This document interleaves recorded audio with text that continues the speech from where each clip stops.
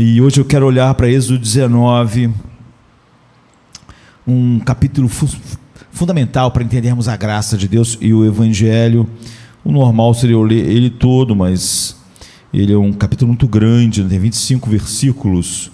Então vou ler aqui os primeiros versículos, só para a gente se situar, e nós vamos andando à medida que for necessário, lendo partes do texto. Ao terceiro mês da saída dos filhos de Israel da terra do Egito, no mesmo dia chegaram ao deserto do Sinai. Então, em 3 meses eles fizeram essa viagem, porque partiram de Refidim e entraram no deserto do Sinai, onde se acamparam. Israel, pois, ali se acampou em frente ao monte Sinai, né? E subiu Moisés a Deus, e o Senhor o chamou do monte, dizendo: assim falarás à casa de Jacó, e anunciarás aos filhos de Israel: vós tendes visto o que fiz aos egípcios, como vos levei sobre asas de águias, e trouxe vocês para mim. Agora, pois, se diligentemente ouvirdes a minha voz e guardardes a minha aliança,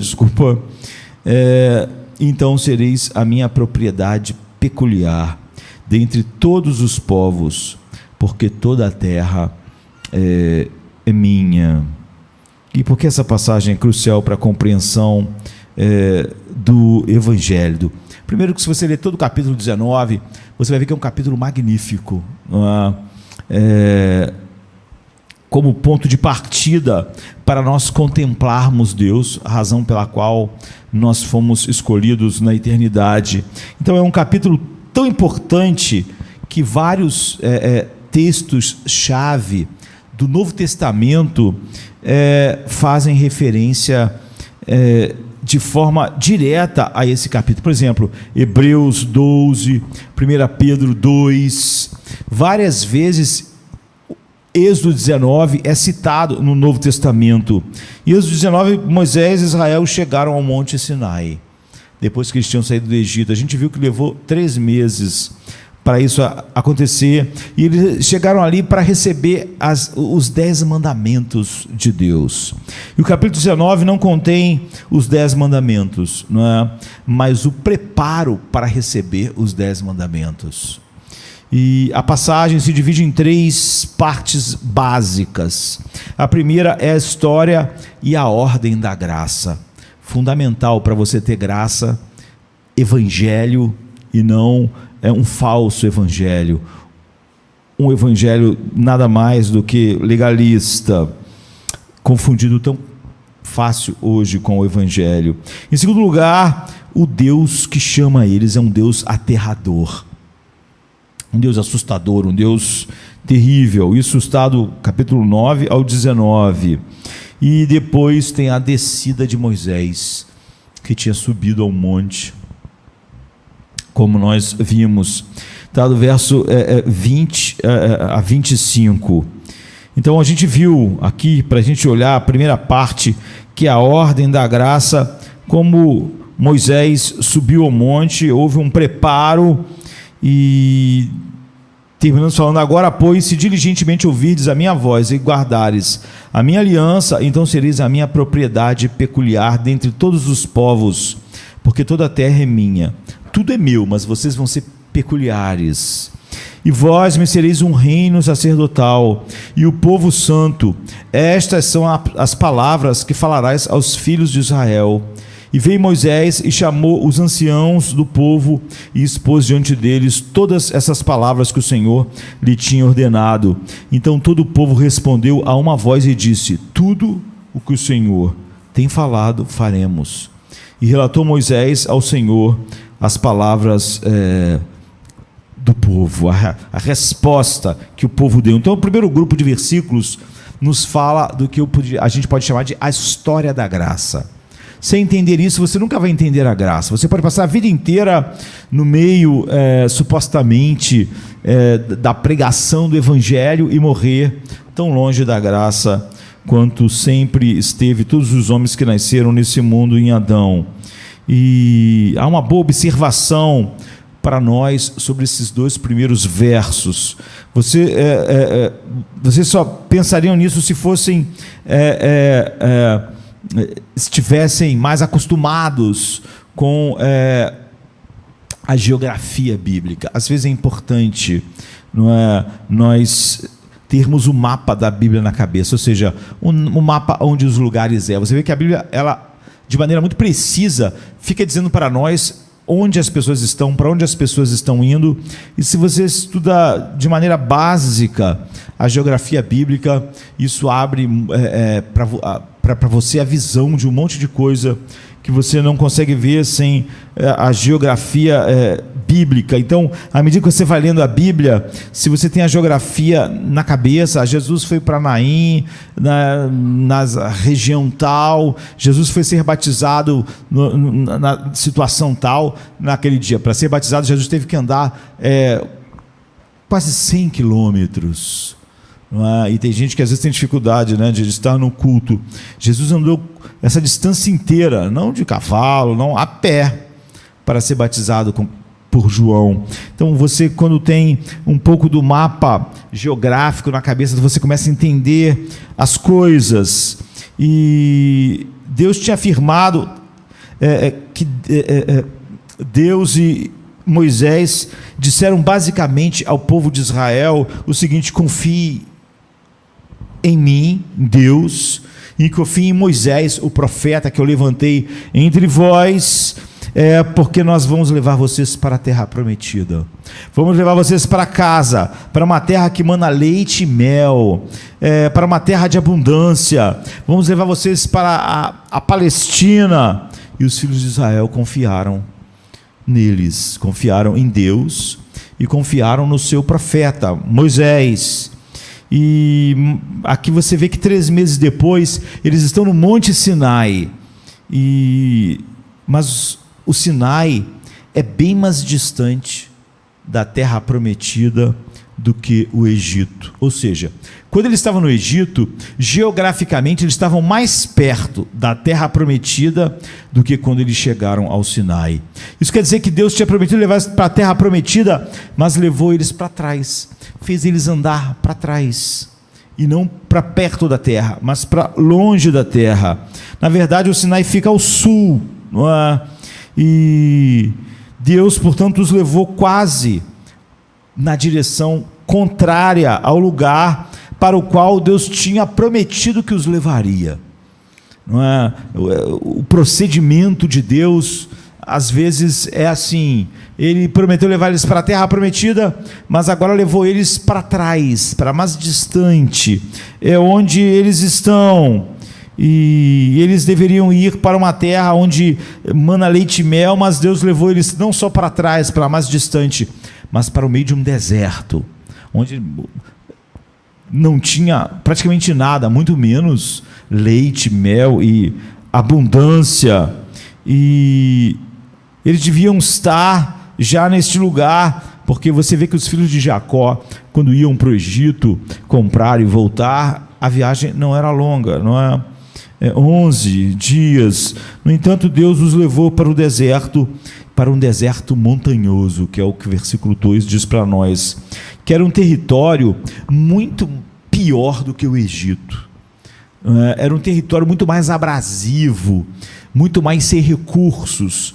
Ou seja, era um lugar muito pior da onde eles viveram aqueles 400 anos. E lá Deus se encontrou com eles. Ou seja, levando eles na direção contrária, levando eles para uma situação oposta àquilo que tinha sido prometido. E quase sempre é assim: você é chamado eficazmente por Deus. Se Deus te chamou através da graça, você vai a Cristo, Ele te leva, né? Todo aquele que o Pai me deu virá a mim, e você vai a Cristo e diz: tudo eu ponho em tuas mãos, eu confio em ti, a minha vida, eu confio nas tuas promessas, eu confio no que tu prometeste fazer. Mas depois você começa a ver um monte de coisa na sua vida irem por água abaixo. Semanas depois, meses depois, às vezes alguns anos depois, você se pergunta: o que aconteceu? Eu entreguei tudo nas mãos de Deus, eu confiei em Deus, e eu coloquei lá e tentei descansar nisso, mas tudo está indo de mal a pior. Todas as coisas pioraram, como para eles. Agora eu estou mais distante do objetivo. Agora eu estou numa situação muito pior do que eu estava quando tudo isso começou. E, caso o admita, você está muito longe dos benefícios que você esperava que Deus te desse, ou que Deus te daria. Então você pensa, eu criei, eu dei tudo, com certeza Ele me teria dado isso, aquilo outro, feito isso por mim, feito aquilo outro, e nós começamos a ficar meio perplexos. Por que Deus não está dando para nós essas coisas? Parece que Deus está levando a tua vida para a direção oposta à que você achou que iria. Em tudo que você queria fazer quando entrou no reino de Deus, em todos os seus planos, tanto na vida do dia a dia, quanto na vida como a igreja. E é frequente demais a história da graça em nossa vida seguir esse modelo. Quase sempre esse parece ser o caminho que a graça faz em nossas vidas. Deus parece estar levando a gente para longe de onde Ele disse que nos levaria. Mas meus dois exemplos importantes de como isso não é controlável, não é administrável, não é gerenciável para nós, acontece no mesmo lugar na Bíblia, que é em Dotã, não é? E o livro de Gênesis registra que Jacó teve 12 filhos, nós sabemos, os 12 patriarcas, mas por amar mais Raquel do que a sua outra esposa, não é? Por ela ser o deleite do seu coração, e ele não amar assim a Lia, ele favorecia os filhos de Raquel. Os filhos de Raquel recebiam coisas claramente diante de toda a família, privilégios, túnicas coloridas, porção dobrada. Eles eram realmente paparicados por Jacó, e os outros filhos não eram, pela razão dele ser filho da mulher que ele era totalmente apaixonado. Então nessa família tudo foi envenenado. Essa atitude de Jacó trouxe toda espécie de mal para a sua família. Era um caso escancarado de favorecimento parental, não é? De o pai realmente não deixar isso mais ou menos implícito, de deixar totalmente explícito que ele tinha uma preferência por José e Benjamim. Então ele dava cor, uma capa de cores que significava honra para José. O prato de José vinha com porção dobrada, todos esses sinais externos para deixar bem evidente de que José era mais querido, e isso envenenou a vida de José, um dos filhos de Raquel. Nós sabemos que o outro é Benjamim, e não faltava nada para José se tornar simplesmente alguém mimado, porque apesar de toda a história maravilhosa de que José vai mostrar no futuro, amadurecendo, é óbvio que todo esse ambiente sempre causa males, e fica evidente que José não era mais uma criança. Ele sabia que era beneficiado pelo seu pai, e ele meio que ostentava esse favorecimento, e a Bíblia diz que ele sempre estava com os irmãos, mas que ele sempre só contava coisas negativas dos irmãos para o seu pai. Os irmãos não gostavam dele, e ele também não falava nada positivo dos irmãos. os irmãos iam para o campo com as ovelhas, com as coisas, José ia, mas José nunca trazia um relato bom para os irmãos. Não é que os irmãos só faziam coisas ruins, mas é que José só falava coisas negativas. Ele só via para contar para o pai as coisas negativas. Ele estava ficando, é óbvio, mimado. Foi o que o pai fez com ele desde que ele é criança, mas ele não é mais criança. Ele agora já é um jovem, adolescente. E talvez, você vê, sem dúvida, talvez não, se Deus não intervém, porque essa é a família da qual Deus vai abençoar todas as famílias da terra. Se Deus não intervém no caminho, José poderia se tornar alguém totalmente cruel, com aquele senso de que é mais importante. E óbvio que os irmãos dele também odiavam ele na mesma proporção, não eram melhores. E todo o sistema familiar deles estava arruinado. Era uma família destroçada pela falta de sabedoria do seu pai, de Jacó. Então era uma família sofrendo as consequências do egoísmo e do pecado. O egoísmo de Jacó, de não tratar a Lia da maneira que tratava a Raquel, do seu egoísmo, de que por causa dos sentimentos que ele tinha por Raquel, tratar não só Raquel de maneira especial, mas os filhos que ela deu a ele. Os outros irmãos eram totalmente amargos e irascíveis, e eles mantinham uma relação de amor e ódio com o próprio pai. Isso é comum, né? De amor, porque eles queriam a atenção, o amor do pai, como José recebia, e Benjamim, e ao mesmo tempo de ódio, porque ficava evidente para eles que eles não estavam no coração do seu pai, como os seus irmãos. Então era uma bagunça, era uma confusão. Certo dia, então, nesse lugar, na região de Dotã, onde eles estavam pastoreando, e o pai mandou José ir lá. E quando José estava chegando, era distante de casa, né? Onde eles estavam com os rebanhos, lá longe, quando eles avistaram José, eles começaram a falar: lá vem o fofoqueiro, não é? Lá vem o preferido do papai. E eles começaram enquanto José se aproximava, a falar todas essas coisas amargas e a tramar em fazer alguma coisa. Eles estavam aquilo já era insuportável. Então eles jogaram José dentro de um poço, e com um plano de matá-lo. Depois alguém teve a ideia de jogar ele no poço, e depois a ideia de vendê-lo por uma caravana de ismaelitas que estavam passando para o Egito. Eles venderam como escravo José, e aconteceu, talvez se diga, que José se voltou para Deus do seu pai no poço. Pense no tempo que José ficou no poço. Quando algumas pessoas que não gostam de você pegam você e jogam num poço no meio do nada, e você não tem como sair do poço, imagine a sensação de desamparo, de desespero. Pior, quando quem fez isso são os teus irmãos. E certamente José orou no poço, mas parece que Deus não ouviu, não é? Porque não apareceu alguém que o salvou do poço e o levou para casa, mas ele foi vendido para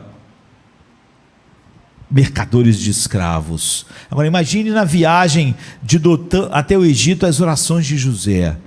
Agora ele estava indo para um destino desconhecido, nunca mais iria ver sua família e seria escravo, mas parece que ele não ouviu muito, não foi muito ouvido em sua oração, e ele acabou no Egito. Agora imagine num lugar em que ele foi comprado por alguém, é propriedade de alguém, e quantas vezes ele orou naquela situação, mas então a mulher do dono dele, do senhor dele, nós sabemos, queria tê-lo como amante, e como ele não aceitou, José então acabou num calabouço. Você vê que cada vez que as coisas ficavam difíceis, José orava, parecia que tudo sempre piorava. Ele não ficou num calabouço um dia, 2 dias, ficou mais de década. E tudo que ele tinha, a todas as suas orações, era silêncio. Um profundo silêncio, um longo silêncio, quando tudo estava dando errado, não é? Mas há um exemplo estranho, porque ele é meio diferente, acontecendo no mesmo lugar. Séculos depois dessa história, havia outra pessoa em Dotã importante na Bíblia, na mesma cidade, não é? Na mesma região, melhor dizendo, e era o profeta Eliseu. Eliseu e seu servo estavam exatamente no lugar onde José e seus irmãos, os irmãos de José viram ele, e todas essas coisas aconteceram. Ele foi jogado no poço, foi vendido. Eliseu estava em Dotã, a história está em 2 Reis 6, e cercaram a cidade, porque o exército da Assíria, sempre que eles planejavam, era um exército poderoso, um ataque, mas parecia que de alguma maneira estranha, todos os planos secretos deles eram descobertos. Então sempre quando eles atacavam, já tinha o exército de Israel lá. Eles faziam os planos mais incríveis, mas sempre que eles chegavam, Israel estava preparado. Eles nunca conseguiam pegar de surpresa, seus planos nunca funcionavam. E certa vez eles começaram a pensar: tem um espião entre nós, não é possível que todo ataque que a gente vai fazer eles já saibam. A gente planeja algo super secreto, e quando a gente vai atacar, eles já sabem, e eles já se prepararam, e a gente tem derrotas por causa disso, por causa desse espião que está entre nós. Mas alguém disse assim: olha, não tem espião não, tem nenhum espião entre nós. Tem um homem chamado Eliseu em Israel, que ele sabe tudo o que a gente pensa e planeja, tudo que a gente pode planejar no mais escondido possível, Eliseu sabe. Eliseu sempre sabe. Então a gente nunca vai conseguir, porque não adianta planejar, não adianta ser secreto, porque o que a gente planeja no lugar mais secreto, Eliseu sabe e ele conta para o rei de Israel. Então eles vão sempre estar preparados, porque não há nenhum segredo para Eliseu. Então o exército da Síria pensou o seguinte: a única jeito de a gente ganhar essas guerras, a gente matar esse tal de Eliseu, esse Eliseu que tem esses poderes aí de saber o que a gente está pensando, o que a gente está planejando. Então, quando certo dia Eliseu e seu servo acordam, a cidade está toda cercada pelo exército. Então pensem em milhares de soldados, cavalos, todos para pegar um só homem, uma só pessoa. A missão agora era pegar Eliseu. A guerra a gente vem depois que a gente destruir esse cara que sabe tudo que a gente pensa e planeja, será fácil, porque nós somos muito mais poderosos do que Israel.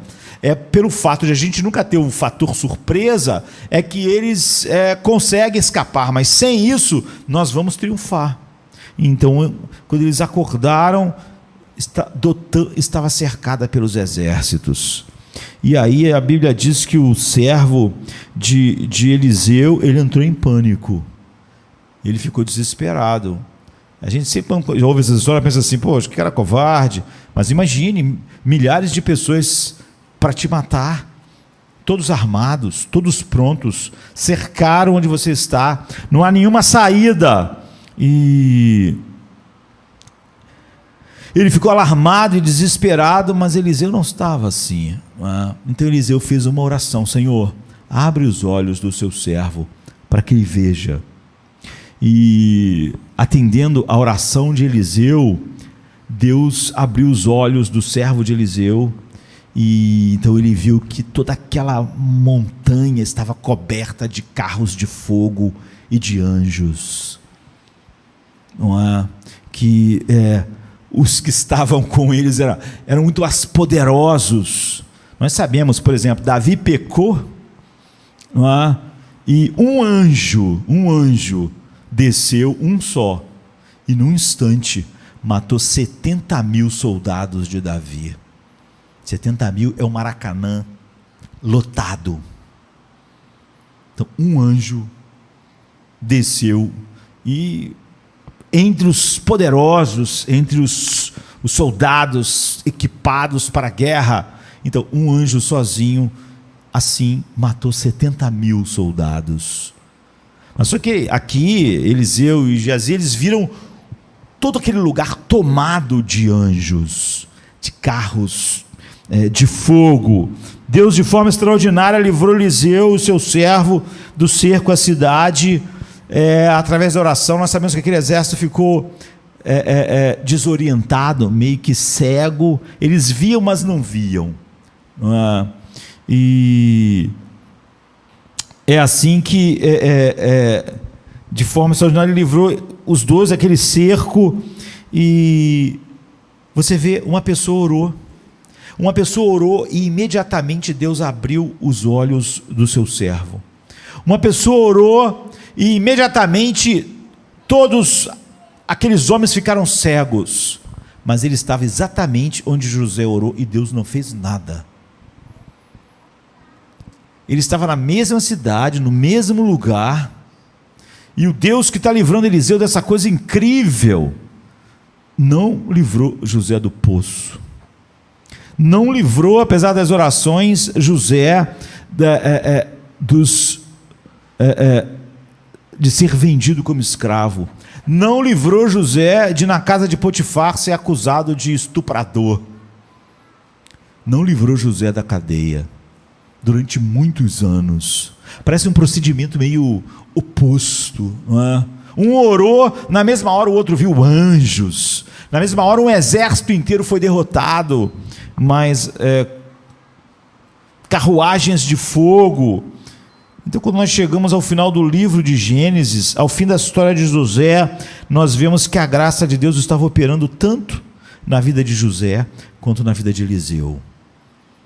Que Deus agiu da mesma forma, ou seja, da forma eficiente, graciosamente, para atingir o objetivo que ele propôs, tanto num quanto no outro. Todas essas demoras, todos aqueles anos, todas aquelas décadas de José orando sem nenhuma resposta, e a resposta imediata de Eliseu fluiu da mesma graça de Deus.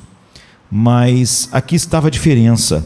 A necessidade imediata de Eliseu era um tipo de salvação que eu diria que é razoavelmente simples. Apesar de que, se você estivesse olhando, você não acharia. Era mais fácil livrar José de seus irmãos do que livrar Eliseu de um exército inteiro. Mas, na verdade, a salvação para Eliseu era razoavelmente simples. Eliseu precisava ser salvo daquele exército invasor, daqueles homens. Mas José, Jacó,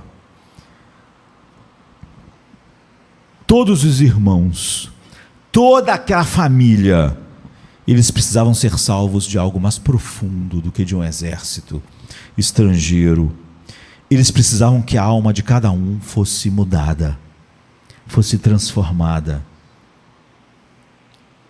Algo muito mais profundo do que simplesmente livrar alguém de um exército inteiro. E se Deus tivesse aparecido a José logo no começo, quando ele orou no poço, e dissesse: olha, eu vou te salvar, mas você é um garoto muito, muito mimado, você, até os sonhos que eu te dei, você contou de um jeito que você vê, nem teu pai, que te paparica, achou muito adequado, não é? Você se tornou mimado, seu pai te mimou, e você se tornou uma pessoa que não está indo pela direção de um caráter que me expresse. Você não percebe, porque você está ficando cada vez mais egocêntrico.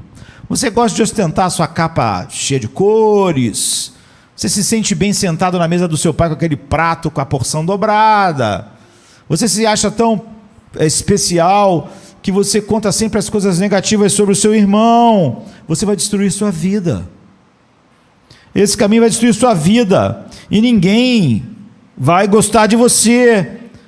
E se você continuar assim, lá no futuro, você vai arruinar o seu casamento, você vai arruinar todos os seus relacionamentos, porque você vai achar que todo mundo tem que te tratar como o seu papai está te tratando, de uma maneira preferencial,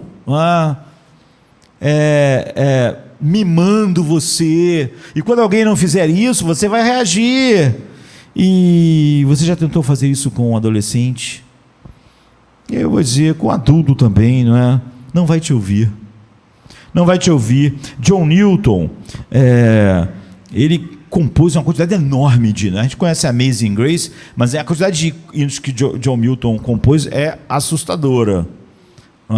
E óbvio que ele se juntou com um dos maiores poetas ingleses, que era membro da sua igreja, William Cowper, e ele compunha músicas e William Cowper compunha letras, e foi uma super dupla, né? E ele escreveu em uma carta, porque a gente tem uma quantidade enorme de cartas de John Newton, e poucas coisas te abençoam mais do que ler as cartas de John Newton, porque as pessoas usavam tecnologia, tem gente que não gosta de tecnologia, né? Mas as pessoas não podiam estar com John Newton, elas precisavam conhecer Deus, precisavam ser direcionadas, precisavam ser discipuladas pelo Evangelho, então elas escreviam para John Newton, que ele era um tremendo, um dos maiores pastores, homem sábio, então mandavam carta sobre tudo para ele, mãe com problema com filho, gente que tinha parente que morreu, gente que estava mal nos negócios, gente que estava com uma tristeza profunda. Eu não sei porquê, mas a quantidade de cartas que mandaram para John Newton é incrível. Mas não é só isso, ele respondia a tudo, John Newton. E quando ele responde, o que você vê é um profundo conhecimento teológico, mas de um homem que tem um profundo conhecimento do próprio Deus, porque tem gente que conhece só a teologia, né? Só aquelas respostinhas prontas que ele pega, mas ele não tem uma comunhão com Deus, e por isso ele não tem sabedoria. Mas não é assim John Newton, ele era um homem cheio de sabedoria. Então John Newton respondia essas cartas com toda espécie de problemas que você possa imaginar que a vida espiritual de alguém pode ter. E essas cartas ficaram, e nós temos o prazer de ler as cartas, de ler o que as pessoas perguntavam, qual era o problema delas, qual era a dificuldade delas, e como John Newton pastoreou e discipulou uma quantidade enorme de pessoas através das suas cartas, de uma maneira tão maravilhosa que não só aquelas pessoas foram abençoadas, mas como nós hoje temos o prazer de quase qualquer problema que você tem uma carta de John Newton que é como se fosse escrita para você, porque ele escreveu sobre tudo, para todo mundo, com um profundo conhecimento de Deus e uma profunda sabedoria para aplicar aquele conhecimento a cada situação. Então, ele teve essa quantidade enorme de hinos e essa quantidade enorme de cartas, que faz grande parte da sua obra, que a gente tem acesso, fora outras, mas grande parte da sua obra é esse grande acervo de cartas de John Newton. E ele escreveu uma carta e disse: ninguém jamais soube que era pecador por lhe terem dito. É preciso que eles vejam o seu pecado. Alguém estava falando com ele, e então simplesmente essa ideia de que é só você falar para o outro. Ele diz: olha, ninguém jamais sabe profundamente que é pecador só porque você diz para ele. Ele tem que ver que ele é. Então ele vai explicar a respeito disso nessa carta para a pessoa que escreveu, e levou anos, você vê, até Deus revelar abertamente a graça a José, seus irmãos e seu pai. Se simplesmente tu dissesse: Jacó, tu está errado, não pode, você está dando preferência, Jacó vai dizer: não estou, isso é impressão, eu só gosto do menino, ele é mais frágil, os irmãos são mais fortes, eu tento ajudá-lo. Ele precisava ver Jacó, quão pecador ele era nas suas atitudes. José precisava ver como pecador era a sua atitude. Os irmãos de José precisavam ver, eles precisavam ver que aquela família estava sendo destruída pelo pecado. Mas simplesmente dizer para eles, se você falasse para os irmãos de José: olha, vocês estão odiando o irmão de vocês, estão errados, isso está errado, eles iam dizer: ah, mas você já viu o que ele faz? Você já viu o que o papai faz? Você não viu, você não conhece a história, você não está por dentro, você não está na minha pele, você não está sofrendo o que eu estou sofrendo. É por isso que John Newton falou: ninguém sabe o quão mal é, quão pecador é, por você dizer para ele. Ele tem que ver, não é? Então, no final de Gênesis, José diz assim: vós, na verdade, intentaste o mal contra mim, porém Deus o tornou em bem, para fazer como vedes agora, que se conserve muita gente com vida. Então, os descendentes de José, que se multiplicaram e se tornaram um grande povo, eles conseguiram chegar à terra prometida pelo deserto. Você vê que Deus levou toda a família de Jacó para o deserto durante muitos anos, até que todos eles se tornassem homens transformados. E eles estavam agora procurando a terra prometida, e Deus vai usar com os descendentes dessa família a mesma coisa. Ele vai levar eles para o deserto. Ele quer mostrar o quão o coração deles precisa de transformação. É por isso que em outro lugar Deus diz: eu levei vocês para o deserto para provar o coração de vocês, para mostrar a vocês quem vocês são de verdade. Não bastava dizer. Se eu falasse que vocês eram pessoas ingratas, que vocês não tinham nenhuma gratidão, que vocês a qualquer problema iam resmungar, ia dizer que eu não era fiel, vocês não iam acreditar, vocês iam dizer que vocês não são assim. Mas eu levei vocês para o deserto, eu deixei vocês terem sede, e na mesma hora vocês começaram a fazer isso. Se eu tivesse falado que vocês iam querer voltar para o Egito, para a escravidão, que vocês iam querer matar Moisés, vocês não iam acreditar, vocês iam dizer que vocês não são assim. Então eu botei vocês no deserto, eu botei vocês nas situações em que o coração de vocês ficou evidente para vocês mesmos. E Deus no início levou eles, e foi o encontro deles. O deserto era o caminho para a terra prometida. O exemplo máximo desse padrão é Jesus. Jesus vem e prega o reino de Deus. Então pense nos seguidores de Jesus. Sim, ele é o Messias, agora vai dar tudo certo, nós encontramos o Messias. E o que se sabe depois é Jesus pendurado numa cruz, morrendo. Parece que em vez de Deus estar levando eles para a terra prometida, os apóstolos, os discípulos, estava levando eles para um lugar totalmente estranho. Imagine os seguidores de Jesus contemplando ele pendurado na cruz, dizendo: eu não sei bem o que Deus está fazendo, isso não pode ser o plano. Cadê o Messias, o libertador, o redentor? Está preso numa cruz. Deus está levando a gente para um lugar diferente do que havia prometido, como Israel, que em vez de ir em direção à terra prometida, Deus levou eles para o meio do deserto. E nós sabemos, é claro, que o caminho para a ressurreição é por meio da cruz. O caminho para chegar à ressurreição futura novos céus e nova terra é através da cruz. Jesus disse: se o grão de trigo caindo na terra não morrer, ele não dá fruto. É assim que muitas vezes a graça opera, na maioria das vezes. Você está pronto para isso? John Newton disse: ele manda tudo quanto é necessário, nada retém do que é preciso. Então pense nisso pelo restante da sua vida. Vai lhe fazer bem. Por que Deus me deixou nesse deserto? O que no meu coração Ele queria mostrar? Que eu não confio nele? Que eu fico ansioso quando as coisas não estão bem?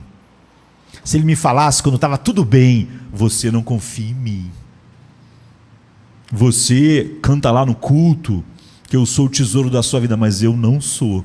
Você vai dizer: não, de jeito nenhum, eu canto que tu és o meu amor, e tu és. Então eu vou te levar para o deserto, eu vou tirar coisas de você, porque se eu só falar que o seu coração não me ama assim, se eu só falar que você tem sido hipócrita, você vai ter respostas, você vai ter desculpas. Mas eu vou levar você para o deserto, e você lá no deserto vai, como John Newton falou na carta, você vai conhecer o seu pecado. Você não vai conhecer porque eu estou dizendo, você vai ver o seu pecado.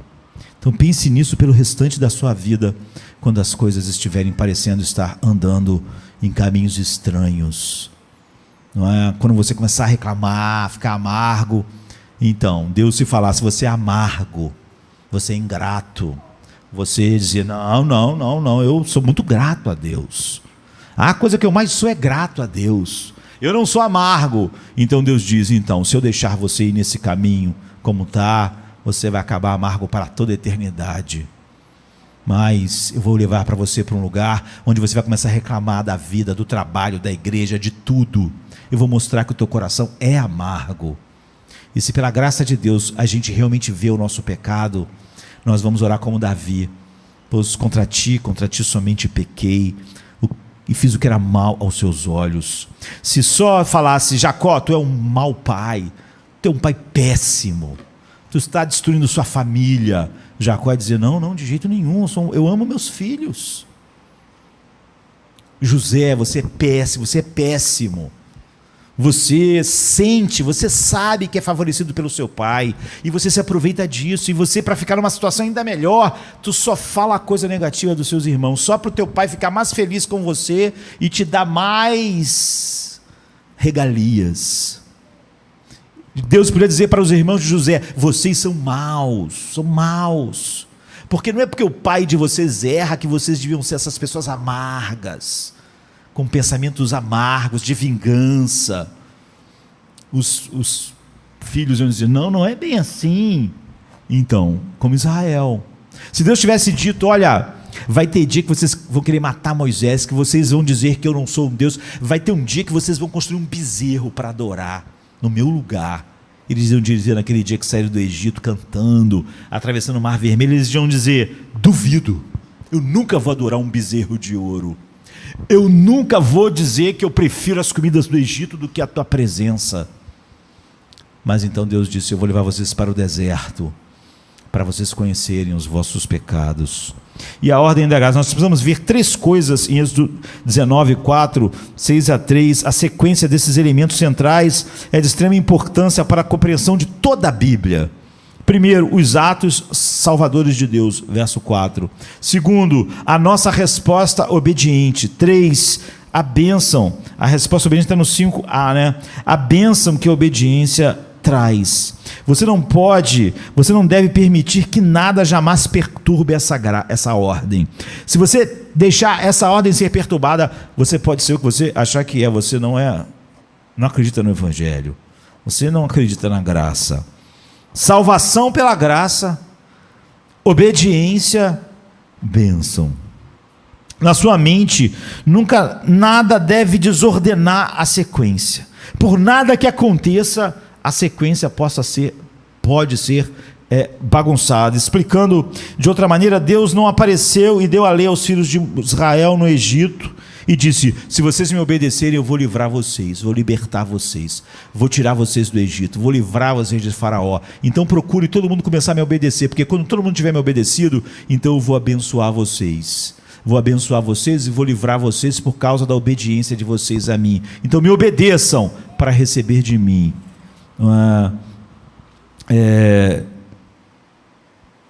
E ele não falou isso, os filhos de Israel disseram, não, nós faremos tudo, e então obedeceram a Deus e foram libertos. Mas Deus disse, eu salvei vocês do Egito como asas de águia, sabe? Vocês não lutaram, vocês não venceram Faraó, vocês não precisaram fazer nada para serem salvos. Eu fiz tudo. Por pura graça eu tirei vocês do Egito, eu salvei vocês. Eu simplesmente salvei, por nada que vocês tivessem feito ou merecido. Vocês sabem o que significa ser levado sobre asas de águia, né? Que é o que Deus usa aqui no verso 4. Israel não lutou em momento algum. Pelo contrário, quando ele saiu do Egito, os egípcios deram o seu tesouro para eles, deixaram eles ir embora e levar tudo que eles queriam levar, deram riquezas para eles. Nesse sentido, os israelitas não tiveram mesmo de sair correndo, nem de repente. Deus não fez um plano para eles fugir no meio da noite, podendo acontecer alguma coisa. Não, eles saíram com os egípcios deixando, dando. O que Deus está tentando explicar é que quando se é carregado pela águia, você não precisa fazer nada. Tem uma cena no Senhor dos Anéis, no último filme já, não é? Que acontece exatamente isso, né? O Frodo e o Sam, eles estão lá na montanha da perdição, cercados de fogo, e não há nada que eles possam fazer para serem salvos. Não há nem como gritar para ser salvo. Então aparecem aquelas águias gigantes e tiram eles de lá. É isso que Deus está dizendo. Eu tirei vocês do Egito como Gandalf e as águias tiraram Frodo e Sam da montanha da perdição. Vocês não fizeram nada. A gente sabe que eles nem estão ali mais, eles nem estão acordados, né? O Sam e o Frodo, quando acordam, eles já estão na maravilhosa Valfenda, que parece um paraíso na terra. Eles não fizeram nada para sair de um lugar para o outro, foi tudo por asas de águias. Então você é levantado e transportado de um lugar para o outro, é pura graça, não tem nada a ver com esforço. Eles não estavam nem acordados ali, o Frodo e o Sam. Portanto, Deus salva só pela graça. E depois diz: porque eu salvei por pura graça, agora me obedeçam. Ele não diz: me obedeça e eu vou te salvar. Não. Eu te salvei completamente. Nunca mais nenhuma condenação vai estar sobre você. Você está livre. Agora me obedeça. Toda a narrativa da Páscoa, do Êxodo até o Monte Sinai é um imenso auxílio visual diante dos nossos olhos. É um auxílio visual do que é o Evangelho. Não é? Ninguém vai fazer nada. O anjo, quando passar e ver o sangue do Cordeiro, não o sangue de vocês, na porta, vocês estão salvos. É o sangue que vai fazer tudo. Só o sangue. E vocês não vão ver o sangue, porque o sangue vai estar na porta lá de fora. Vocês não precisam ver o sangue. Só o anjo da morte precisa ver o sangue. Então, naquele dia, não importou, né? Todos os judeus foram salvos. Quem tinha muita fé e quem tinha pouca fé. A questão era se tinha fé. Se alguém estivesse lá dentro da casa, teve fé suficiente para colocar o sangue e ficasse lá dentro da casa, será que vai funcionar? Será que o anjo vai realmente por causa do sangue? E se tivesse alguém dentro da casa cheio de coragem, isso aí, Deus falou, ele nunca pode mentir, os dois foram salvos. Porque o que salvava era o sangue, não era eles, nem como eles estavam se sentindo, era só isso. E isso é um auxílio visual. Eu estava escravizado sob a pena da morte, eu era escravo num país estrangeiro, mas me abriguei no sangue do Cordeiro, eu fui libertado e salvo pelo braço poderoso de Deus. Então Deus usa essa metáfora: eu tirei vocês como asas, como sob as águias. É você dizendo no Evangelho: eu não fiz nada para ser salvo, nada. O Senhor fez em favor de nós por pura graça. Ele nos salvou pela sua graça. Então nós chegamos ao lugar onde Deus nos mostrou como nós vamos viver a salvação. Não é fazer nada para ser salvo, é como essa salvação é vivida, como essa salvação é desfrutada. É isso. E ele então nos deu a lei, eles diriam. Agora, não alcançamos a terra prometida. Muitas vezes nós temos sido reprovados, nós temos caído, e certamente nós somos imperfeitos, eles diriam. Mas temos até uma maneira de lidar com nossos pecados. A graça fez até isso, lá no Velho Testamento, como algo pictórico para a gente. Toda vez que nós pecamos, há um sacrifício para nós. Não é? Deus proveu em sua graça, até mesmo para que as nossas falhas futuras não fossem fatais jamais. E no final nós entraremos na terra prometida. É isso o que um israelita poderia ter dito na sua época, e o cristão pode afirmar também cada uma dessas palavras.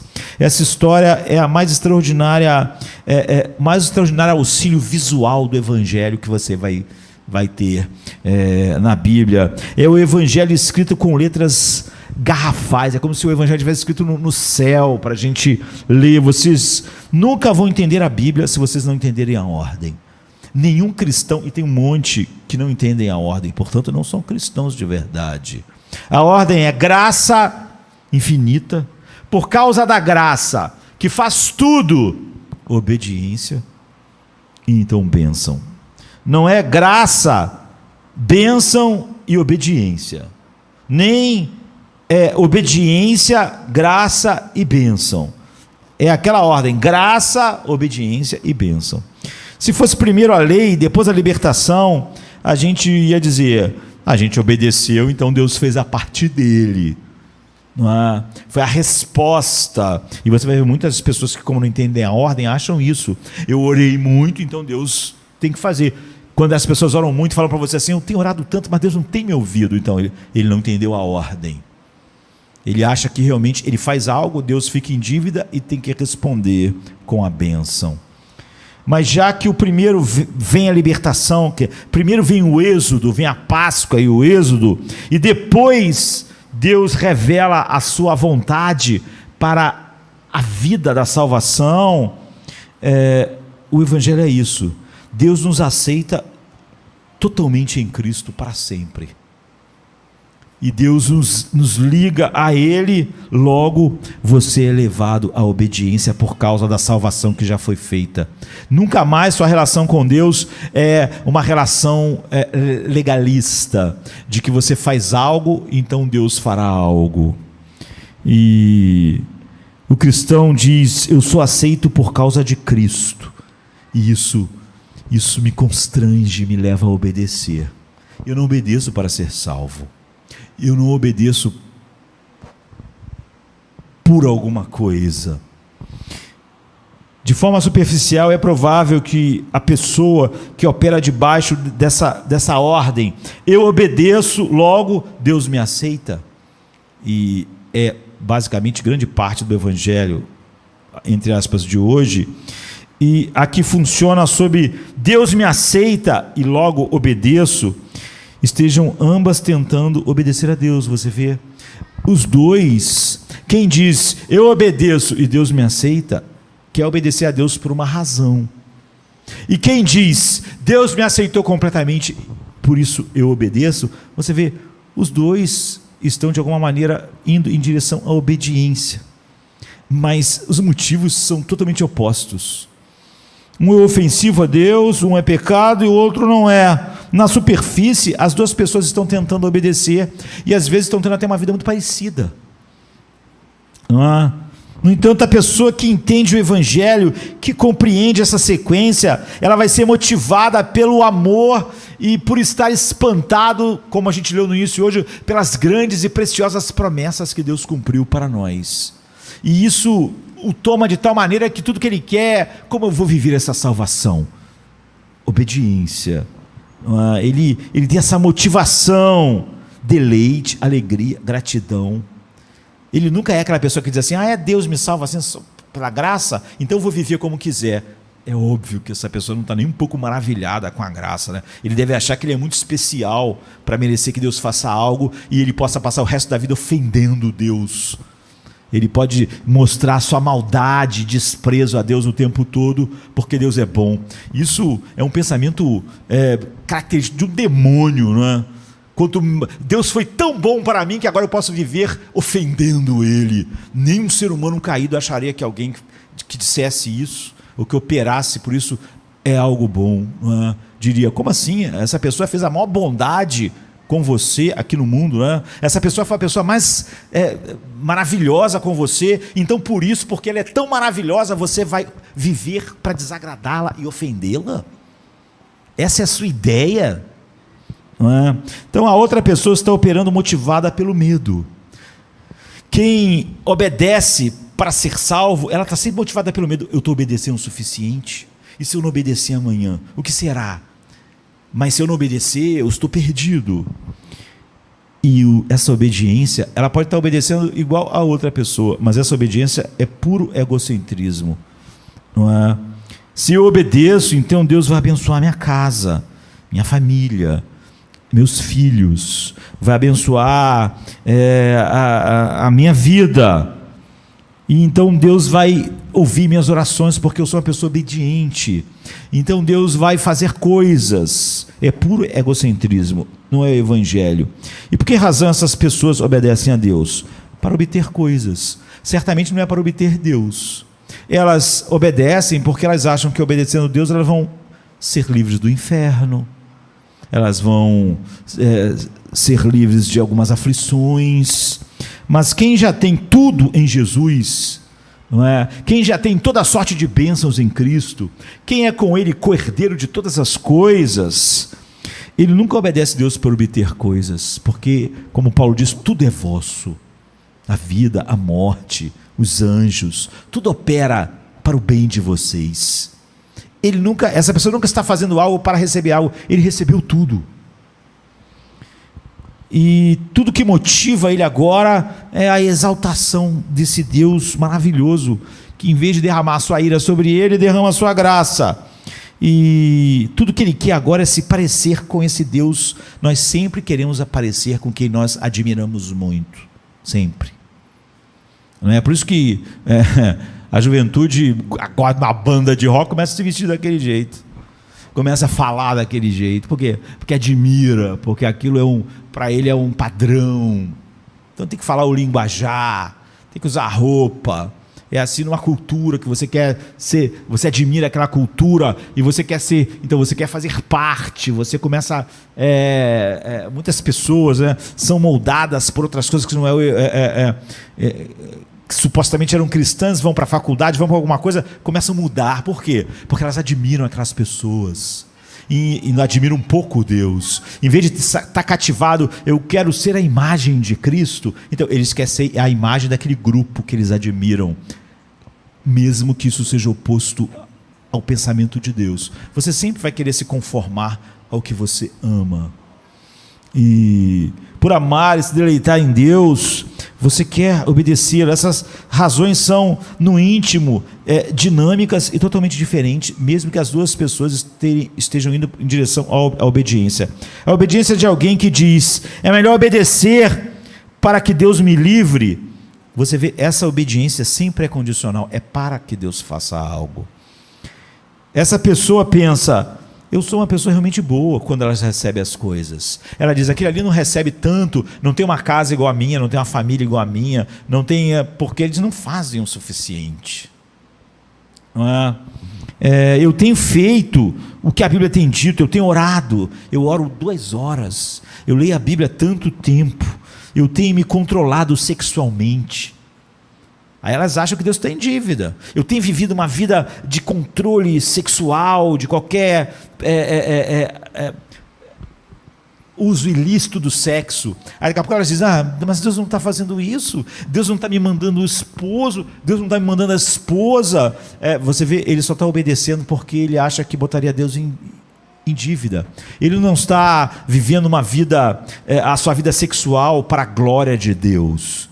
Ele acha que se ele fizer isso, é como as pessoas que fizeram voto de celibato, tá? Deus então vai ter que me dar algo, porque eu estou abrindo mão de uma coisa que as pessoas não estão abrindo mão, então Deus está me devendo, né? E eu tenho me controlado sexualmente, eu tenho tentado ser uma pessoa generosa, a minha vida não está lá essas coisas, não é? O que está acontecendo? Será que Deus não está vendo que o autocontrole e a disciplina para me não envolver com nenhuma atividade sexual ilícita? Será que Ele não está vendo? Por que Ele não está fazendo a parte dele se eu estou fazendo a minha? É tão difícil. Se você já sentiu assim, então é provável que você não tenha entendido o Evangelho. E como eu já disse, um Evangelho que não é o Evangelho, ou um Evangelho que não é entendido, não salva. Não importa se essa pessoa creu numa coisa que não é o Evangelho e ela é sincera. Paulo disse assim, eu dou testemunho de que os judeus são sinceros, mas não segundo o entendimento, então eu oro a Deus para que eles sejam salvos. Ou seja, eles estão perdidos, não importa, eles tentaram estabelecer sua própria justiça, e você precisa ser aprovado com nota 10 no teste de Êxodo, mas não compreende o que o relato de Êxodo significa. Se for verdade que obedece porque já foi aceito, então quais seriam as condições? Você está dizendo, estou fazendo isso por causa de tudo que Ele fez por mim. Tudo que Ele fez por mim em Cristo me colocou numa situação que tudo que eu quero é fazer tudo para a sua glória. Deus diz, eu salvei você, agora me obedeça. e você vai ter a bênção. Você vê que a bênção que ele está dizendo, que quando ele nos salva e nos leva à obediência, a bênção é termos mais e mais da face dele, da contemplação de quem ele é em Cristo, da transformação. E Deus dá nome às bênçãos. Deus não diz, eu quero fazer uma aliança com você. Ele diz, eu quero que você obedeça a minha aliança. A inferência é que Deus está dizendo, eu já pus você numa relação comigo, eu já te tratei de uma maneira graciosa como não tratei mais ninguém. Agora eu quero tornar isso formal, né? Como se dissesse, eu já te escolhi, você é o amor que eu separei, agora eu vou casar com você. Em outras palavras, as bênçãos estão ali para você, e as bênçãos é o desfrute da vida de ser casada comigo. São os princípios, porque Deus salvou você pela graça dele, para ele, mas não mediante a obediência que você alcançou. E que bênçãos são essas? Ele diz, vocês serão minha propriedade peculiar, vós serão para mim um reino de sacerdotes, e vocês serão uma nação santa. Sereis a minha propriedade peculiar. Propriedade peculiar se refere à riqueza de um rei. Ele diz, todos os povos da terra são meus, mas vocês vão ser minha propriedade particular. Vocês são meus, não da maneira que eu, como Deus, sou dono de tudo. Vocês vão ser o objeto do meu amor. Vocês vão ser minha propriedade peculiar. Naquele dia os reis eram monarcas absolutos, isso significava que tudo que estava na terra pertencia ao rei, e você vivia na terra e pagava imposto ao rei. Se você fosse o rei de uma terra, praticamente falando, você seria o dono de tudo que havia lá, mas essa palavra se refere à riqueza e pó, tudo seria do rei, mas essa palavra se refere àquelas preciosidades que o rei tem no palácio, que ele quer ver, que causa deleite aos olhos dele. Não só o fato de tudo ser dele, como toda a terra e a plenitude, todos os homens pertencem a Deus, e todos os demônios, todas as coisas, mas só vocês vão ser minha propriedade peculiar, aquilo que alegra os meus olhos, aquilo que meu coração sente prazer. Essa é a bênção. Por outro lado, Deus já tinha a propriedade de Israel, por isso ele pôde salvá-los, ou podia não salvá-los. Ele diz, todas as nações são minhas. Por outro lado, Deus disse, se vocês são trazidos a obediência, guardando a aliança, então vocês vão desfrutar do que é isso, do que é ser minha propriedade peculiar. E é por isso que está certo dizer que Deus já está tratando Israel como uma joia, como uma propriedade peculiar. No entanto, Deus está dizendo, eu quero que vocês me obedeçam de acordo com esse tipo de relacionamento. Pense em como a obediência funciona no relacionamento de aliança como esse. Se você se apaixona por alguém, você tenta o quê? É uma coisa natural em nós, descobrir o que o outro gosta, descobrir o que o outro ama, e então descobrir o que o outro desejaria ganhar. Não é assim? O que a minha esposa gosta? Então eu vou fazer uma surpresa para ela. Então eu vou fazer isso. Porque você vê, é assim que você quer surpreender, dando e fazendo coisas que você já sabe que o outro ama. E você pode não pensar nisso dessa forma, nem usar esse termo, né? Mas você está tentando o quê? Descobrir a vontade da pessoa amada. E o seu prazer é satisfazer, obedecer aquela vontade, e você está agindo de acordo com isso. Você não quer agir de acordo com aquilo que aquela pessoa odeia, mas de acordo com aquilo que ela gosta, porque você a ama. Na essência, você está obedecendo o quê? A vontade da pessoa amada. Por quê? Porque você simplesmente quer agradar a pessoa amada. É o seu prazer, é o objeto do seu amor. Nós precisamos entender o Evangelho. O Evangelho é da seguinte maneira: Deus te aceita, tudo está feito, logo você, ele se torna objeto do seu amor, um amor tão grande que constrange, e você quer obedecê-lo só por isso. Legalismo é você sempre pensar que o que você faz vai fazer Deus te amar mais, te abençoar mais, fazer mais o que você quer.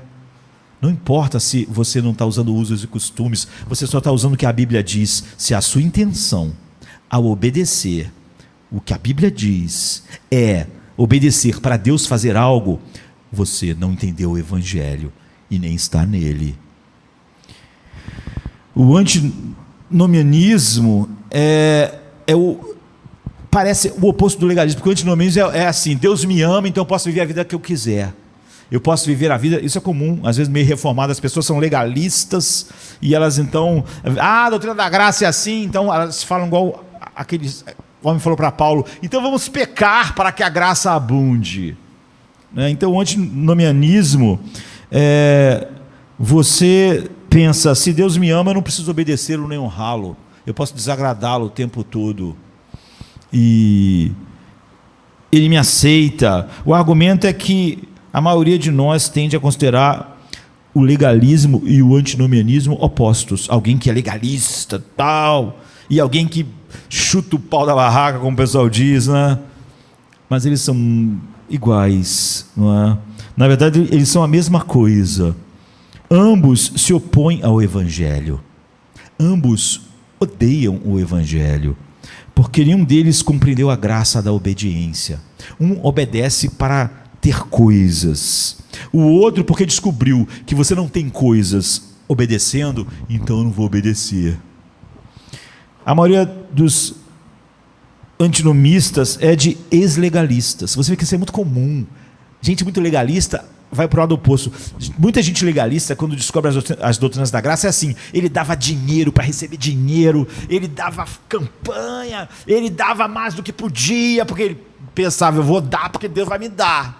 Aí ele descobre que Deus não se vende por dinheiro, que você tem que dar com alegria. Aí ele não dá, aí ele não sente prazer. Aí ele pensa, Deus vai me abençoar mesmo se eu não fizer o que ele disse que eu devia dar com alegria, então eu não vou dar nada. É igual, não mudou nada, não é? Ele não consegue ter o coração que o Evangelho produz. Isso é muito comum. Pessoas que davam campanha, mas agora eles descobriram, Deus não se vende. Então agora não tem nenhum amor. Agora eu vou viver como eu quero, agora tudo é meu, não é? Não tem alegria para fazer mais, porque antes era um jogo, agora fazer do nosso tesouro propriedade peculiar, ser propriedade peculiar do nosso tesouro, é um relacionamento de amor. O padrão é obediência, o padrão é alegria. Por isso que Paulo disse, olha, Deus ama quem dá com alegria. Não ama nem aquele que dá porque quer negociar com Deus, nem aquele que acha, Deus não precisa, Ele me ama de qualquer jeito e não dou nada. Não, Deus ama aquelas pessoas constrangidas pelo amor de Cristo. Nisso e em qualquer ação. Deus não quer que você se abstenha de coisas sexuais para depois achar que você é um grande merecedor de alguma coisa. Mas também não que você pense, Deus sempre perdoa, um Deus amoroso, então eu vou viver uma vida que o desonre. Não, nem de um lado nem de outro entendeu o Evangelho. Não é? Em segundo lugar, vocês serão um reino de sacerdotes. O sacerdote tem acesso a Deus, mas de modo particular os sacerdotes eram mediadores. Eles uniam as pessoas. O sacerdote se colocava entre Deus e o povo. Não é? E por isso que Jesus é o último, o grande sumo sacerdote. Mas a Bíblia diz que nós seremos um reino de sacerdotes ou seja, nós vamos viver uma vida de amor a Deus de tal maneira que vão colocar as pessoas em contato com esse amor. Nós vamos ser sacerdotes assim, nós vamos ser uma ponte usada por Deus, para que eles vejam a gente no meio da aflição em paz e pensem, que isso? Então nós vamos ser uma ponte para levar essas pessoas a conhecer esse Deus de toda a paz. Se tivermos um relacionamento de amor, no qual fomos propriedades peculiar de Deus, os outros não só vão ver esse amor, como também eles vão desejar. Qual é a razão dessa esperança? O que é isso que você tem? E você então, você vê, você está se tornando uma ponte, não é? E também seremos capazes, como povo de Deus, de incluir outras pessoas nessa relação. Vamos ser usados por Deus assim, mas não é tudo. Ele diz: vós me sereis uma nação santa. A nação santa significa literalmente um tipo diferente de sociedade humana, separado do mundo. Separado como? Não é? Separado pelo que Cristo fez. E o que acontece? Nós somos separados de todas as formas. Deus está dizendo: eu quero que vocês obedeçam, para que vocês sejam realmente diferentes, para que as pessoas percebam que vocês não trabalham pela razão que elas trabalham, ganhar dinheiro, que vocês não fazem as coisas pela maneira natural dos seres humanos, porque você quer uma posição, você quer um lugar, você quer avançar, você quer o lugar de alguém. Não, não, não. O Evangelho cala o seu ego e põe em ordem para que você não oscile entre dois polos que acontecem: se achar o máximo, ou então se achar um lixo, de tal maneira que você está deprimido, não consegue funcionar. O Evangelho faz isso. Ele humilha o teu ego até o pó, dizendo: você é pecador, você só merece a ira, você só é aceito em Cristo. Humilha. Você não tem nada de bom, nem em mim não habita bem algum. Mas ao mesmo tempo o Evangelho declara, ele diz sem rodeio: você é meu filho, eu te escolhi, eu passei por você, você estava em seu sangue, você era desprezível, mas eu te amei, entre todos os povos eu te amei, eu te escolhi, eu te levei para casa. Você vê, ao mesmo tempo que ele te humilha, ele te dá uma identidade: eu te amei, eu te adotei, você é da minha família, você é o meu tesouro peculiar. Como o C.S. Lewis disse, você não pensa menos em si mesmo, nem mais em si mesmo, quando você está sendo, o Espírito Santo está produzindo o fruto da humildade. Não é que você não pense em si mesmo, e nem que você pensa muito em si mesmo, como é o orgulho. Você para de pensar em si mesmo. O que você faz não é nunca assim: eu vou fazer isso, então essas pessoas vão reconhecer, e elas vão me dar aquilo, elas vão me reconhecer e vão me colocar ali. Você simplesmente está fazendo as coisas no reino de Deus sem pensar em você. Você nem pensa muito de você, nem pensa pouco de você. Você não pensa em você. Não é sobre você. É a essência da humildade. Então, que bela comunidade nós teríamos se o Evangelho realmente assim, né? Que consolação. Todo mundo tendo a sua identidade em Cristo, portanto não estão se devorando para ter um lugar, para ter uma posição, para ter reconhecimento, não é? Que consolação, que maravilha. Sem a lei do mais forte, quem for mais capaz, mais agressivo, vai conseguir as coisas. Sem, como Tiago diz, por que vocês se mordem? Por que vocês se devoram? Por causa da concupiscência do coração de vocês. Vocês estão disputando o mesmo prato de comida, então vocês estão se devorando. Mas o Evangelho destrói isso, viu? Vê, você é uma nação santa. Você não age como as pessoas no mundo, mas porque vocês foram separados. Não se refere apenas a bons relacionamentos, mas implica também que dinheiro, sexo, poder operam agora diferente quando o ego está em ordem. Nenhuma dessas coisas, dinheiro, sexo, é sobre mim mais. Todas essas coisas são sobre Deus. E isso então abençoa as pessoas que me cercam. Enquanto eu era apenas um problema, quando o Evangelho não fazia isso. Então Jesus diz: assim vocês são a luz do mundo, no mundo, na igreja, porque vocês não são como o mundo. Então as trevas do mundo não vêm para a igreja, onde todo mundo está se devorando, todo mundo reclamando, todo mundo querendo o seu lugar no mundo. Vocês são luz, e porque vocês são luz aqui, vocês são luz lá fora, no trabalho, na escola, porque vocês são diferentes, vocês são uma nação separada, vocês não se parecem com o mundo, com o que motiva eles.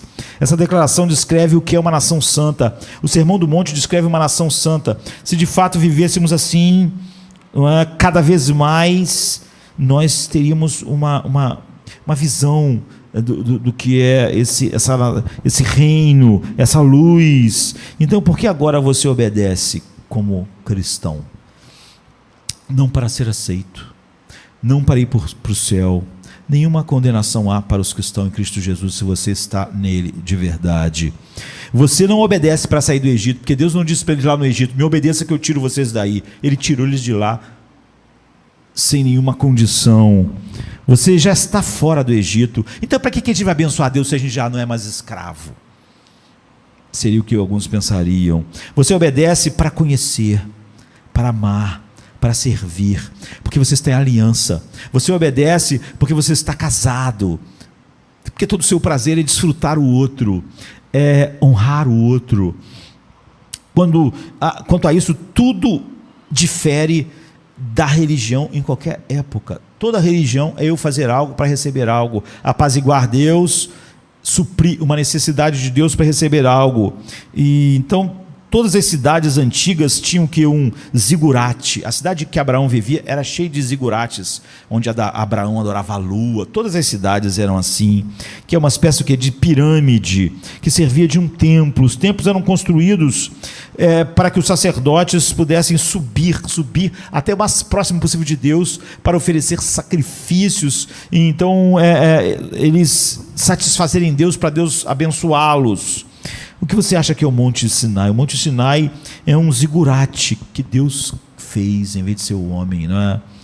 É a pirâmide que Deus que fez, não é? É a torre, igual a torre de Babel que eles queriam subir. Então é a torre que Deus fez. Nós mesmos não construímos uma escada para subir até Deus. Deus diz: eu vou descer, eu vou fazer o caminho de descida. Não é vocês que vão me achar, eu vou achar vocês. Não é vocês que vão me escolher, eu vou escolher vocês. Não há nenhuma necessidade em mim, vocês são um feixe de necessidades. Nós dizemos: vamos fazer assim, oferecer. A Torre de Babel era construída para nós fazermos um nome para si, para eles. Deus diz: eu vou descer, e o único nome será glorificado. Todas as religiões dizem: se você fizer isso e aquilo, então Deus vai ficar satisfeito com você, vai abraçar você. O cristianismo diz: em Jesus Deus te encontrou, em Jesus Ele está totalmente satisfeito em você. Ele que desceu do céu para a terra, Ele fez tudo. É Deus quem desce, não é você que sobe. Disse o Senhor a Moisés: eis que eu virei a ti numa nuvem escura. Todo o monte Sinai fumegava, porque o Senhor descera sobre ele em fogo. Descendo o Senhor para cima do monte, versos 9, 18 e 20, Deus desce, até mesmo as ordens para que eles levassem, se lavassem, se mantivessem naquele momento antecedente, sem relações sexuais, nos versos 10 e 15, são uma forma de dizer: nós não seremos como os cananeus, que se prostituíam para tentar fazer disso o seu culto. Nossa religião não é só um pouco diferente, é a própria forma de nos aproximarmos de Deus, é oposta a todas as nações. Deus faz, Deus desce, Deus salva. Tudo isso por causa da sua graça. Ele diz: eu vos levei sobre asas de águia e vos trouxe até mim. Isso é graça. Ou uma linguagem do Novo Testamento: Ele nos tirou do império das trevas e nos levou para o reino. Nós não fugimos do império das trevas, Ele nos tirou e nos levou para o reino do Filho do seu amor. Então nada tem meu coração diante de ti, pois a tua copiosa graça tenho sede, diz o hino de John Newton. Se disso eu sei, se amo a ti, foi porque tu me amaste primeiro. Mas esse Deus, nosso tempo está acabando, é aterrador. E se você olhar do verso 9 ao 19, você vai ver que é totalmente assustador. Deus é ao mesmo tempo assombroso e acessível. E Deus sempre aparece com efeitos às suas teofanias assustadoras. De tal maneira que Hebreus diz assim sobre o que aconteceu em Êxodo 19: não tendes chegado ao fogo palpável e ardente, que foi como Sinai ficou, e a escuridão, e as trevas, e a tempestade, e ao clangor da trombeta, e ao som de palavras tais que quantos a ouviram pediram para que não se falasse mais, pois já não suportavam o que lhes for ordenado. Até um animal, se tocasse um monte, seria apedrejado. Na verdade, de tal modo era horrível o espetáculo que Moisés disse: sinto-me aterrado e trêmulo. Foi um espetáculo terrível a aparição de Deus. quando Deus desceu. A passagem de Hebreus menciona 7 coisas: fogo, escuridão, trevas, tempestade, clangor da trombeta, som, né, de palavras e uma sensação. Todo mundo achou que ia morrer, até Moisés ficou desesperado. Então isso é bom para a gente entender que Deus não é um calorzinho difuso, Deus não é um abraço, como algumas pessoas dizem, sabe, talvez em algum outro lugar seja fácil você ter uma visão distorcida. Deus, você vê, apareceu a Jacó como um lutador terrível, Deus apareceu a Jó como um furacão, Deus aparece a Josué como um guerreiro armado até os dentes. Deus apareceu a Ezequiel de uma forma tão incrível que Ezequiel está tão assombrado que ele foi o único homem que tentou descrever mais profundamente o que é a glória de Deus, e a sensação que a gente tem é que ele está maluco, que o que ele está falando não faz nenhum sentido.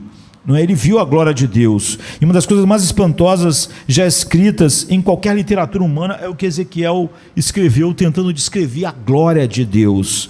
Ezequiel estava tentando descrever aquilo que faz a gente parecer. Outro dia, uma vez eu vi um escritor famoso dizendo que parece que Ezequiel estava sob efeitos de substâncias alucinógenas. Alguns bons comentadores fazem uma defesa bastante boa de Ezequiel, dizendo que simplesmente ele estava tentando descrever o indescritível, a glória de Deus. E Deus aparece a Moisés de novo em Êxodo 33. Moisés pede: mostre-me tua glória, e Deus diz: eu não posso. Por quê? Porque o que há de tão terrível acerca de Deus? Porque as pessoas estão tremendo, porque o monte todo está tremendo, porque todas as teofanias de Deus são assim, são assustadoras, porque eles têm medo de ser atingidos pelos relâmpagos. Não é bem mais profundo do que simplesmente imagens. A natureza aterradora de Deus não precisa, em hipótese nenhuma, vir acompanhada desses efeitos. Terremoto, escuridão, não precisa. Então por que esse terror? Estamos profundamente atolados na negação de que nós somos maus. Se nós pudéssemos ver de fato os covardes, choromingões, pessoas cheias de autocomiseração como nós somos, cheias de autopiedade, que na verdade a gente o tamanho da crueldade às vezes do nosso coração, da maldade da nossa língua, de como nós, como o Tiago diz, bendizemos a Deus com a língua só para terminar e nos juntarmos para falar mal dos irmãos. Então, se a gente pudesse ver a maldade de verdade, então, em certo contexto, até mesmo os cristãos mais amadurecidos acabam fundamentando um conceito sobre si mesmo baseado no olhar para os outros e se sentirem melhor porque são mais maduros ou são mais espirituais, o que mostra que não é tão maduro assim. E eles ainda têm uma autoimagem que está alicerçada na sua virtude e não na virtude de Cristo. E cada cultura tem uma forma diferente de expressar isso, mas em toda parte a ideia é a mesma: eu sou um sujeito legal, eu sou uma pessoa decente, eu sou um bom pai, eu sou um bom trabalhador. E você morreria se você visse de fato que você não é nada disso. Seria um terremoto do ego, aquele terremoto, aquelas explosões. Então é o que aconteceu no seu ego. Você simplesmente ia se desintegrar. Um conselheiro de uma faculdade, de um grupo de elite de universidades americanas que se chama Ivy League. São 8 universidades da Ivy League: Cornell, Columbia, Harvard, a Universidade da Pensilvânia, Princeton, Yale. 8 universidades que estão entre as maiores do mundo, que é chamada da Ivy League. Só que para você entrar nessas faculdades é dificílimo, estão entre as maiores do mundo. Então esse cara está dizendo que a maioria das pessoas que conseguem entrar tem que ser muito capazes, porque elas têm que ser alunos durante o ano, a vida, alunos no mínimo perto de A o tempo todo. Ou seja, então em cada escola onde elas estudaram, esses alunos que chegam na Ivy League, eles foram os melhores, eles eram os caras. Mas ele disse que há uma profunda depressão nessas pessoas. Elas ficam muito perturbadas quando elas estão nessas universidades, porque elas sempre foram um destaque nas suas escolas, nas suas cidades, Mas quando elas chegam na Ivy League, elas descobrem que não são tão inteligentes como elas pensavam. Está cheio de gente genial lá. Ela que era genial no meio das pessoas comuns, lá ela é uma pessoa comum. Dificilmente ela consegue tirar os A's que ela tirava, sabe? As grandes notas. E ela começa a ver que tem um monte de gente muito melhor que ela. E isso causa um problema enorme, não é? No homem natural. E assim é que eles olhavam no espelho durante a vida, se achando inteligentes, capazes. Mas quando eles estão lá, nessas universidades, eles começam a questionar se eles são capazes. Como a identidade deles foi construída sobre as suas capacidades, eles começam a desmoronar. O ego deles começa a desmoronar. Às vezes não conseguem lidar com isso. E precisam usar substâncias. E esses professores vivem sobre a enorme pressão para que deem ar. Não é? Porque essas pessoas ganhavam a vida inteira e eles são jovens e não têm preparo emocional para descobrirem de repente que eles não são o que imaginavam. Mas não é possível, não é? Os professores têm que dar as notas e eles descobrem que eles são alunos C, são aluno D, e eles foram aluno A vida inteira. E isso é incrivelmente, ele estava dizendo, traumático. Eles acabam quase sempre lá no divã do escritório do conselheiro e dizendo, eu não sei mais quem eu sou. Sabe quando as pessoas dizem assim, eu perdi meu chão? Quase sempre que a pessoa estava confiando em alguma coisa para a sua identidade, que é óbvio, não era Cristo, e aquilo caiu, então o chão dela acabou. Se estar diante de seres humanos superlativos, mais inteligentes que você, mais capazes de você, fazem você se sentir às vezes assim, ou seja, o senso da grandeza de outros que você não estava acostumado a conviver, perto de quem você, em vez de ser inteligente, de repente você descobre que você não é nada inteligente. Pense o trauma que é um homem chegar perto do verdadeiro Deus. Foi por isso que Isaías disse, Isaías era profeta, já era um homem incrível, a sua boca já era, mas ele quando chegou diante de Deus, ele disse, eu sou um homem de lábios impuros. É o trauma do ego. Por isso que Pedro disse para Jesus, aparta-te de mim, porque eu sou um homem pecador. Eu não me sinto mal perto de João, mas perto de ti eu me sinto um lixo. Eu me sinto minha maldade. Eu vejo meu coração e é assustador. Eu estava lendo uma professora de inglês que é uma escritora famosa, mas ela foi professora de literatura universitária, e ela disse que certa vez ela deu para fazer uma dissertação aos alunos o Sermão do Monte. E alguns alunos não conheciam aquela coisa que quando era criança a mãe levou ele na igreja, e ela disse que ao ler as resenhas que todos os alunos escreveram, ela ficou assim impressionada, porque todos eles detestaram o Sermão do Monte. E é óbvio que o Sermão do Monte é uma coisa boa, mas eles detestaram. E as pessoas antigamente diziam, olha, o importante não é aquilo que você crê acerca da doutrina, é apenas viver uma vida boa, de acordo com o Sermão do Monte, amar o próximo, fazer as coisas boas. Mas quando eles leram de fato o Sermão do Monte, é óbvio que as pessoas que falam isso é porque elas nunca leram. Quando elas leem, é esmagador, não é? E ele disse que as respostas foram assim lá nas resenhas. Eu não gostei do texto, o Sermão do Monte. Foi difícil de ler. Eu me sentia como se eu tivesse de ser perfeito, e ninguém é perfeito. Eu me sentia como se eu tivesse totalmente errado na vida ao ler. Ou então as coisas exigidas nesse Sermão do Monte são absurdas. Olhar para uma mulher já é adultério. Essa é uma declaração extrema, estúpida, desumana. Faz a gente se sentir mal. Quem pode estar nesse padrão? E ela disse que ela sabia que os seus alunos estavam desesperados, não é? Porque você só sabe que você é mal assim igual aquelas pessoas da Ivy League que achavam que era um gênio, até descobrir que lá no meio daquelas universidades ele era uma pessoa comum. Essa verdade faz isso. Você só não se acha capaz de praticar e entende que aquilo é uma flecha apontada para o seu coração, não é? E a conclusão dela é que o analfabetismo bíblico é que faz um monte de crente achar que realmente ele pode cumprir as coisas para estar bem com Deus. com base no que ele é, porque ele nunca viu Deus de verdade. Agora, a Bíblia, ela disse, é extremamente traumático, e ela não é uma cristã assim. A Bíblia continua a ser ofensiva para honestos ouvintes ignorantes. Agora, não é? Quando eles veem o que a Bíblia realmente diz, é ofensiva, porque você sabe que você não está à altura, mas você queria dizer que você era uma pessoa boa, mas segundo o Sermão do Monte, você é horrível. E Lloyd Jones disse assim: alguém que já leu o Sermão do Monte com a mente aberta vai se prostrar e clamar: Senhor, salva-me, salva-me do Sermão do Monte, porque se esse é o sermão, então eu sou um homem miserável e horrível.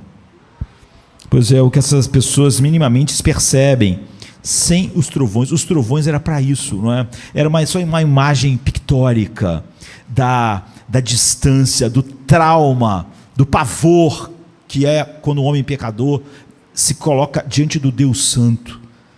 Ele que se achava não tão ruim assim. C.S. Lewis, ele diz: um Deus pessoal é algo agradável e bom. Um Deus subjetivo de beleza, verdade e bondade em nossa mente apenas. É melhor ainda, uma força vital informe que irrompe através de nós, um poder imenso que podemos tocar de leve, é o melhor de todos. Mas o Deus verdadeiro, o Deus mesmo, aquele que vive, aquele que está na outra extremidade da linha, se aproximando talvez em velocidade infinita, o caçador, o rei, é outra coisa muito diferente. A hora na qual as crianças que brincavam de polícia e ladrão emudecem de repente, seria uma pegada de verdade no salão. Chega o momento em que as pessoas interessadas em religião, quer dizer, a busca do homem por Deus, param e retrocedem de súbito. Será que realmente o achamos? Não era jamais nossa intenção chegar a tal ponto. Pior ainda, será que foi Ele que nos achou? O que Ele nos fará conosco? Ele é o caçador, Ele é santo, e nós descobrimos que somos horríveis. Se existir um Deus, você está, em certo sentido, sozinho com Ele. Isso que muitos cristãos não entendem. Se existe o Deus verdadeiro, então você está sozinho diante de Deus. Você não pode dispensar Deus e dizer que não vai prestar contas a Ele, nem estar diante dEle, nem você vai ter coragem de levar a sabedoria de um homem diante desse Deus infinitamente santo. Você vai falar com Deus sobre o quê? Sobre quem você é. Quando você estiver diante de Deus, você vai falar o quê? Eu sou assim, mas Freud disse. Você acha? Você acha que você vai usar o argumento de Freud diante do Deus Santo? O que será de toda aquela tagarelice, alegações que você tinha para justificar o que você é, quando a neblina anestesiante que chamamos de natureza se dissipar e a presença de Deus, você estiver nu diante dos olhos de Deus? Mas Deus não vem apenas em fogo, Ele vem também na nuvem. É o que aconteceu. E disse a Moisés: eis que eu virei a ti numa nuvem escura. E é de fato impossível que Deus seja contido em algum lugar. Mas o que Ele está fazendo numa nuvem? O que Ele está ensinando com isso? A nuvem está cobrindo. Ao mesmo tempo que ela é uma nuvem de glória, ela tapa a glória. É uma nuvem, não é? Ela não diminui a glória, mas ela tapa, não é? Para te proteger da sua presença terrível, em santidade absoluta. Mesmo nessa situação, Ele está mostrando: eu ainda quero na minha vida, eu escolhi, está falando para Israel, e quero estar contigo, mas eu sei que nós temos um problema. O pecador não consegue viver na presença de Deus sem que haja esse colapso. Como é possível esse Deus terrível ser um Deus que me chamou? Esse Deus terrivelmente santo. Ou, refazendo a pergunta, como é possível satisfazer um Deus que é um fogo consumidor? Como é possível? O que significa que um Deus tanto de santidade absoluta e de amor, como vai se relacionar conosco? Se a santidade dele é aterradora para nós, então como é que pode ter essa relação? Então tem a descida, a partir do verso 20 e 25. E descendo o Senhor sobre o monte Sinai, sobre o cume do monte, chamou o Senhor a Moisés ao cume do monte. Moisés subiu e disse o Senhor a Moisés: desce, adverte ao povo que não toque no monte, não tente ver o Senhor, para que eles não morram. E também os sacerdotes que se chegam ao Senhor se hão de santificar, para que o Senhor não se lance sobre eles, e eles também morram. Então Moisés disse ao Senhor: o povo não poderá subir ao monte Sinai, porque tu nos tens advertido, dizendo: marca os termos. E disse o Senhor: vai, desce, depois subirás tu e Arão contigo. Os sacerdotes, porém, e o povo não vão passar o termo para subir ao Senhor, para que eu não me lance sobre eles. Então Moisés desceu. O que está acontecendo? É o final do que nós estamos vendo.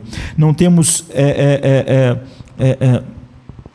a coisa demais para vermos aqui, mas isso era assombroso. Todavia Deus não teria chamado Moisés para cima para dizer: o povo está em perigo de vir até a mim, se aquelas pessoas não tivessem totalmente inconscientes da distância infinita que há entre elas e Deus. Elas podiam achar em algum momento de loucura que elas podiam se aproximar um pouco de Deus por elas mesmas, como o coração do legalismo faz as pessoas acharem. A questão é: Moisés, seja um mediador, desça, advirta eles, fique entre mim e eles. Moisés era o mediador, Moisés era um homem em cima do monte. De algum modo Moisés ia conseguir livrar o povo de perecer.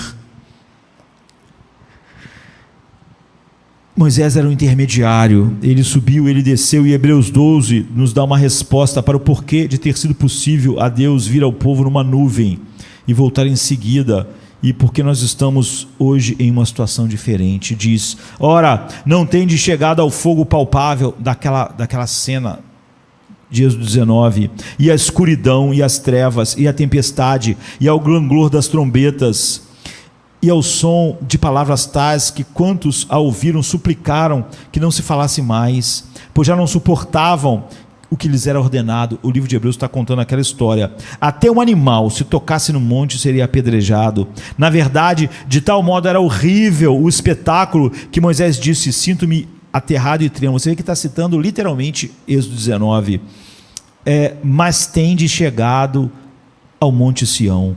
Vocês chegaram à cidade do Deus vivo, a Jerusalém celestial, e a incontáveis hostes de anjos, e a universal assembleia, a igreja dos primogênitos arrolados nos céus, e a Deus, o juiz de todos, e aos espíritos dos justos aperfeiçoados, e a Jesus, o mediador de uma nova aliança, e ao sangue da aspersão, que fala coisas superiores, que fala o sangue de Abel. Quando Caim matou Abel, esse foi o primeiro homicídio, o primeiro ato de injustiça humana mais flagrante no mundo, e Abel não merecia morrer.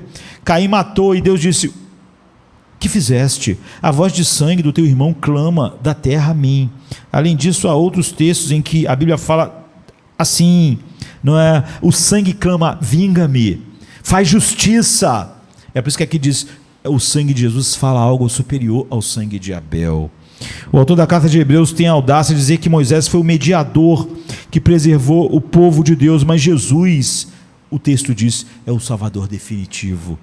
Por quê? Porque quando ele morreu na cruz, seu sangue clamou graça. É por isso que ele clamou algo superior ao sangue de Abel. O sangue de Abel clamou justiça, o de Jesus clamou graça. O de Jesus clamou assim: aceite-os. Sim, eles pecam, eles merecem a morte, mas eu paguei.